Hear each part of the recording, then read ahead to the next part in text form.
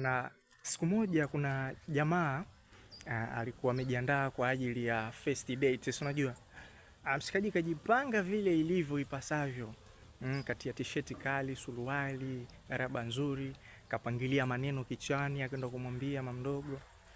So alivyofika kwenye ile first date, katika kupiga story, akamwambia kwamba mshikaji akamwambia demu kwamba mimi napenda mwanamke ambaye yani yupo huru na anasema ukweli.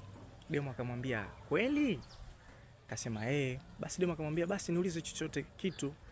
Mshikaji akamwambiaje? Kwamba wewe unapenda, yani umependa nini kunihusu mimi? Demu akamwambia nimependa ujasiri wako. Sasa jamaa akamuuliza ujasiri wangu kivipi, yani kwa nini? Demu akamwambia kwamba yani umevaa viatu vipi, lakini the way unavyotembea navyo ni kama vina mwiba kwa ndani. Mshikaji alibaki anacheka.